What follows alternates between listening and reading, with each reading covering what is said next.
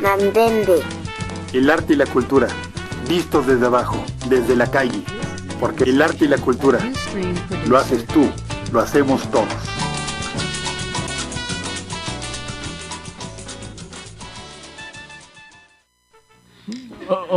Hola, ¿qué tal? Lamenta en el momento incómodo. No. Algún día lo superaremos. Oye, una pregunta, muchos de los doblajes eran solamente fonéticos, ¿no? O sea, agarraban una palabra que se le pareciera y hacían una canción completamente diferente en esas versiones, ¿no?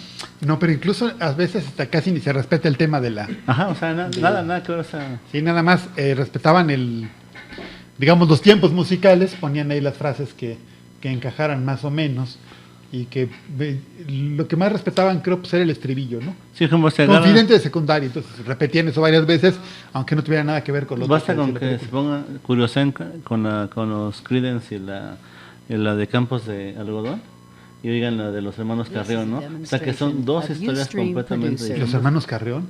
Ajá. Eran los Abson, ¿no? Yo la Claro. versión que recuerdo es de los Abson. Y la verdad No, es mejor la versión de los Abson que la de los Creedence. Sí, pero en cuanto a letra. La de los Creedence es como nostálgica, triste, evocadora, y la de los... Sí, pues, cuando era apenas jovencito. Según yo, los Carrión, bueno, yo lo vi con ellos, igual ves que se hacían cover incluso entre ellos. Sí, cover del cover. Era un rollo como más directo, más como más, es como pues más cursi, ¿no? Y no había la idea esta de exclusividad en las canciones que ahora se ha ido desarrollando, o que se desarrolló muchos años en esa industria de los discos. Todo el mundo cantaba todas las canciones y nadie se quejaba de que, ¿por qué te metes con mis éxitos? Sí, en otros tiempos. Ahora vamos a hablar otra vez de los memes. Hace, no sé, 3 meses o 6 meses hablamos de su definición, que venía de mímesis y de memoria, que era la síntesis de esas dos palabras. Mímesis, o sea, imitar tal cosa o copiar tal cosa, y memoria, retomar culturalmente vocaciones culturales, y hacer un ente que a través de algún sonido, imagen, video o cualquier elemento visual, sonoro o audiovisual, construyera una evocación cultural apropiándose de elementos populares, ¿no? Bueno, resulta que una persona que bastante lamentable, llamada Selma Guadalupe Gómez Cabrera, que es diputada suplente, o sea, seguramente fue de esas diputadas suplentes que, como el titular se fue de candidato a en algún otro cargo público, la dejó ahí administrando el puesto. Ella se lo cree, o sus asesores le dicen: ¿quieres hacer noticia? Aviéntate esta iniciativa. Pertenece a una ley, tiene 44 artículos esta ley. Ley de responsabilidad civil para la protección del derecho a la vida privada, el honor y la propia imagen del Estado. Que lo que busca es bloquear, censurar, acotar las expresiones masivas que hay en las redes sociales, bueno, en la gran internet, a todos los aspectos de la gran internet, o sea, blogs, redes sociales, videos y demás, bueno, páginas de videos y demás, que buscan agredir, denostar la imagen de alguna figura pública. Y lo cual es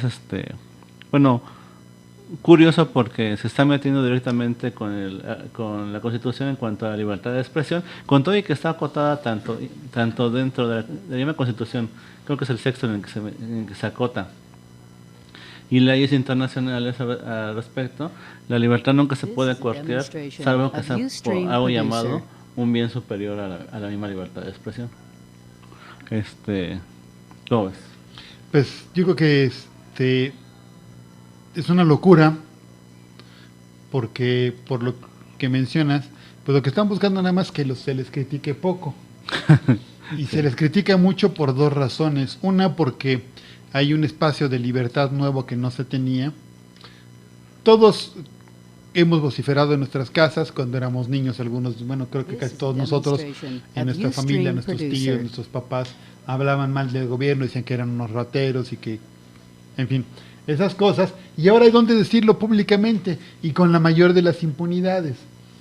Hace muchos años, un día en una marcha, nos tocó mentarle la madre al presidente de la Madrid. Al siguiente año, nos mandaron a los granaderos para que no le pudiéramos mentar la madre al presidente. Entonces, ahora se puede hacer en cualquier momento públicamente en las redes. Entonces, por un lado hay esa nueva libertad y luego una pues, no muy consciente, no muy buena administración que hacemos todos de esa libertad. Y otra, pues tenemos más información, más conocimiento y los gobiernos son más evidentemente tontos, incompetentes. Entonces, que nosotros seamos menos ingenuos y que tengamos más conocimientos como sociedad en general, pues ellos los hace más vulnerables a la crítica. Y en especial gobiernos como los últimos 4 que hemos tenido, que se han distinguido por su incompetencia y su tontería incluso, pues se prestan mucho para criticarlos. Fíjate que, como mencioné, estamos ante un fenómeno inédito, porque las redes sociales, bueno, quien tenga acceso a ellas, que hay que recalcar que no todo el mundo tiene acceso a ellas, ha democratizado la crítica, ¿no? O sea, y eso te lleva a terrenos de que incluso cualquier cosa puede ser un referente cultural. O sea, lo puede ser un gato, o lo puede ser un perro como una herramienta de memes comunicacional, y tras el anonimato se puede vertir cualquier opinión. Eso es una parte de riesgo, o sea, vamos, es un costo. Yo creo que es un costo realmente hasta abajo. Pero la parte encantadora de esta época es de que en muy pocos momentos de la historia, o sea, no es la primera vez, los subalternos, los marginados, acceden a herramientas para poder contrapuntear el poder. O sea, ha pasado, por ejemplo, cuando llegan los españoles a América Latina, las llamadas escuelas renacentistas, manieristas, no son muy asimiladas aquí. Pero el barroco, en cambio, que es este estilo visual en el que está atiborrado de detalles por todos lados, esas iglesias que no hay un centímetro cuadrado sin ningún detalle, son muy asimiladas en América Latina, porque en gran parte de esos pequeños adornitos, muchos ángeles eran mestizos, bueno, eran indígenas, por ejemplo, o incluso muchos de los pequeños íconos que estaban ahí, como orlas, hechas así como sin ton ni son, eran íconos prehispánicos. Y como los españoles no podían identificar toda la iconografía precolombina, pues era una manera de poder responder y mantener y defender la cultura endémica, ¿no? La cultura propia. Entonces, siempre hemos buscado, o sea, la gente que resiste, siempre ha buscado los mecanismos para poder responder. Sí, pero bueno, ese caso que dices tenía la limitación de que era un poco críptico, ¿no? Uh-huh. Sí. O sea, no todo el mundo entendía de qué se estaba tratando el asunto. Y ahora lo que tenemos es que esta posibilidad de ejercer el derecho a la crítica nos lleva también con frecuencia a la ofensa. También en parte por falta de práctica. Y bueno, como nosotros no somos parte del poder del gobierno, pues no nos toca nada o casi nada. En cambio, los que están ahí, pues sí les toca, ¿no?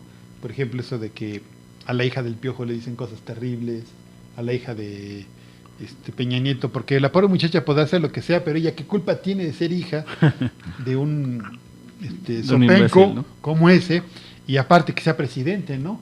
Entonces, pues ella lo quiere y lo defiende como su padre, diciendo tontería y media también la pobre muchacha, pero luego les va muy mal, porque se llega a extremos luego en esa libertad.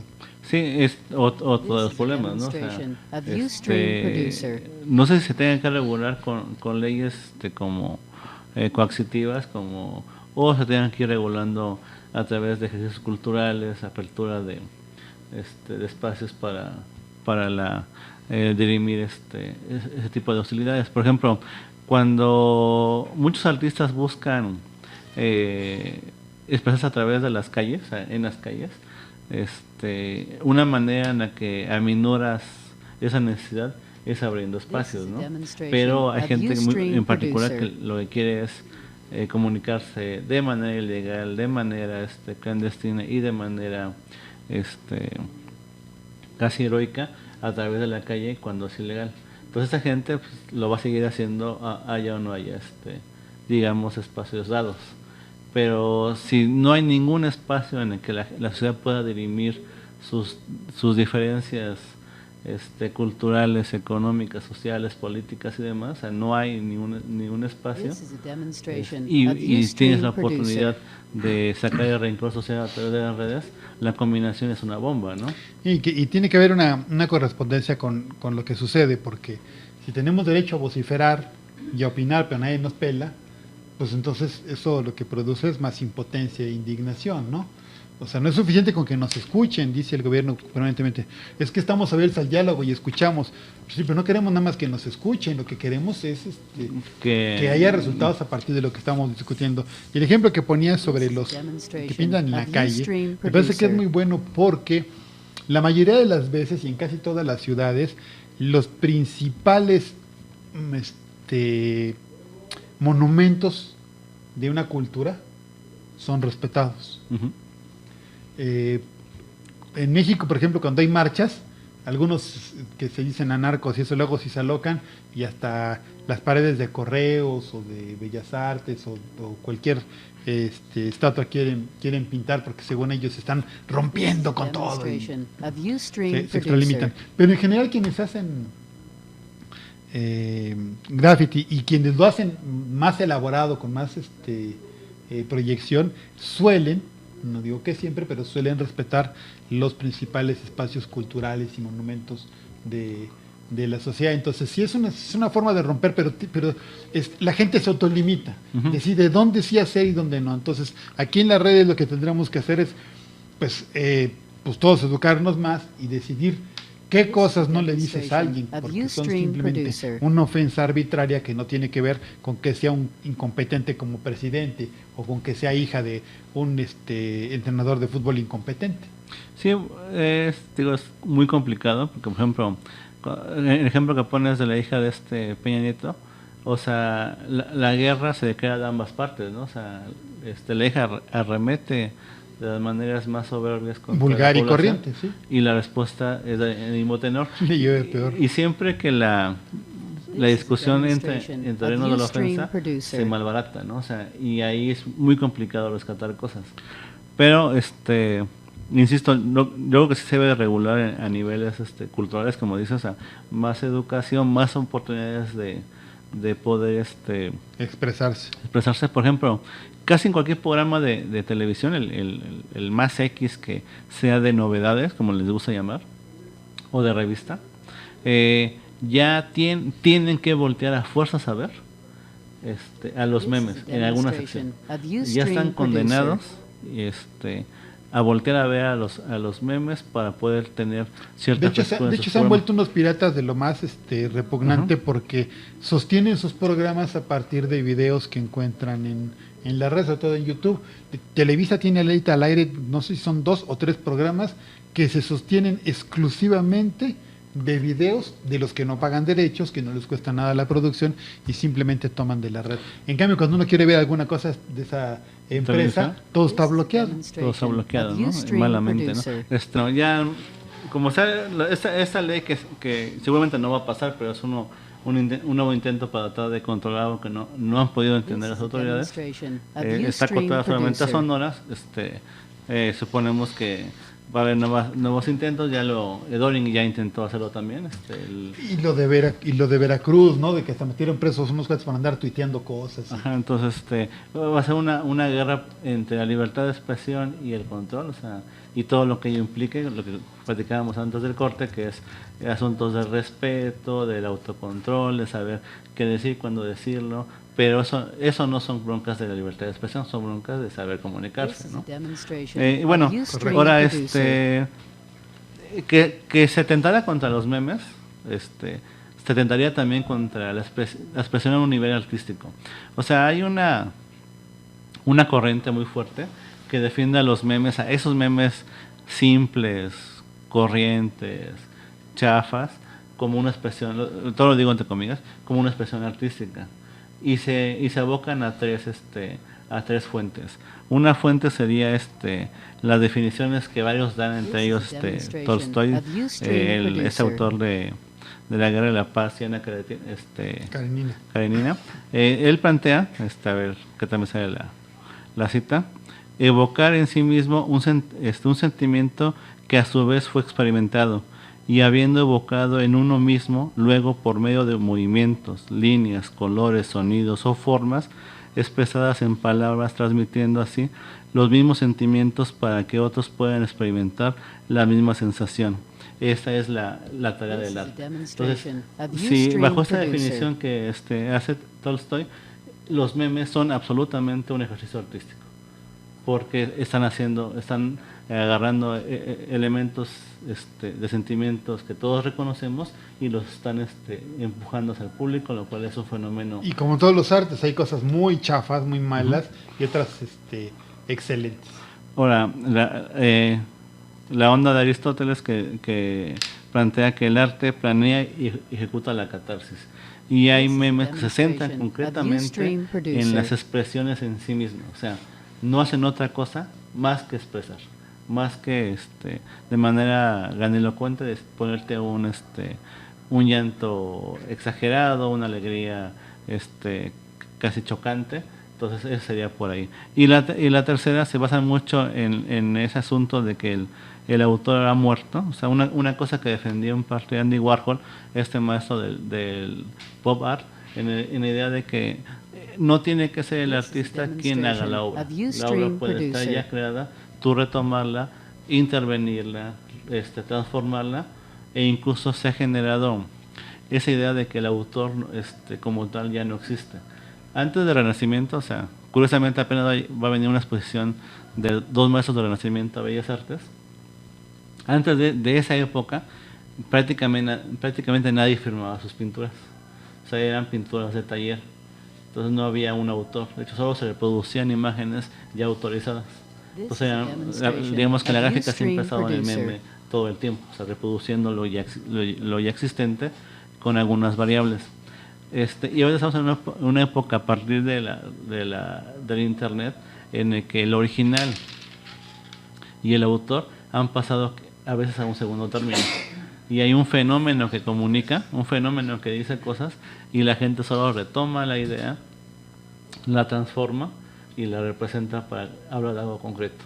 Hay muchos contraargumentos ante eso que estoy diciendo. Por ejemplo, uno diría que el meme es una representación del sentimiento, no un sentimiento en sí mismo, y eso atentaría contra la idea de que es arte.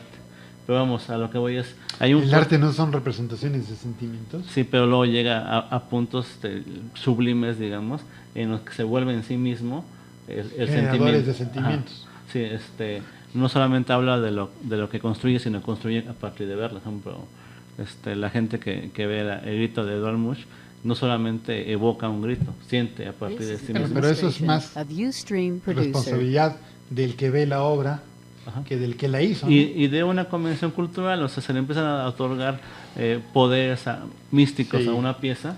Entonces están en ese debate. Y tanto te dicen que es muy chida la del grito, que la ves y dices, pues está padrísimo.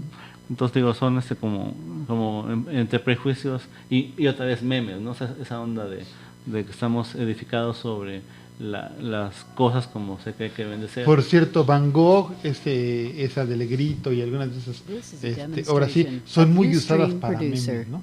Además, sí, de para publicidad, por ejemplo, las usan mucho. Yo digo que si yo fuera Edvard Munch y supiera que Cuauhtémoc Sánchez utilizó en la portada de uno de sus libros, yo sí me voy a morir, por ejemplo, ¿no? Porque pues es un gran literato que da consejos lindos. Sí, sobre todo. Entonces, ante esos debates que quieran coartar la ejecución de los memes, la posibilidad de apropiarnos de temas, de construir temas, y de no solamente hablar de lo que existe, sino empezar a crear lo no existido. O sea, vamos, las ventajas que caen en el arte, y que venga una tipa de bastante dudosa calidad moral e inteligencia, sobre todo lo segundo, a hablarnos sobre que hay que regularlos porque atentan contra el bien común y contra es como la pedir imagen. impunidad, ¿no? Entonces vamos a seguir siendo incompetentes e imbéciles y ustedes no tienen por qué decirlo.